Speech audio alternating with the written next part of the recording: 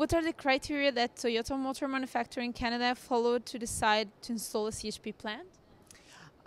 Toyota Motor Manufacturing Canada is committed to doing projects for all of its key stakeholders, and that's what we use in our business planning or Hoshin planning. So we look at the different stakeholders involved. For this project, there are environmental benefits. We have an environmental management plan, so this would fit into those targets that we have, and breakthrough technology is one of those targets.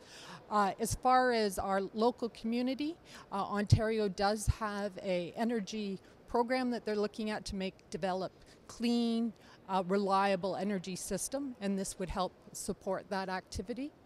We also have some environmental benefits beyond the scope, so as far as emission reductions.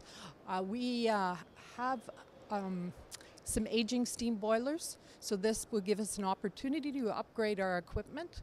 Another thing that made this project really viable too is that we do have consistent electricity load, and we also have a thermal load that we use our steam in our plant processes. So those were some of the key criteria we looked at. What kind of permits do you need in Canada to install such a plant? There's a lot of permitting that's required. From the beginning, because we had to build a new building, we needed building permits. You also have to look at air emission permits for both the emissions and noise related to it, stormwater permits for the new building.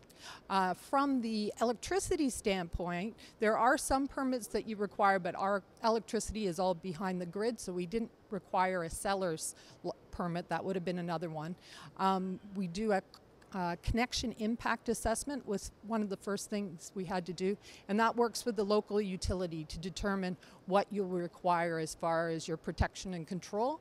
So that's another one. As the project progresses, there's further inspections that are required based on the pressure vessels. You have to register your plant. You have electrical safety authority that has to make its checks as well. There's a lot of permitting that goes along with a project like this. What is the power of the plant, and how do you use the electricity and heat produced by the plant?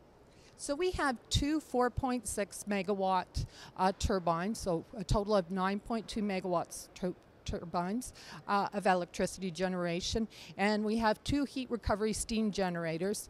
From that, we're producing steam that we use for some of the processes in our plant. We also use it for heating in the winter time, and we installed two steam-driven chillers to help use that thermal load in the summertime. So we chill our plant with that, and also provide processed chilled water throughout the year using those steam chillers.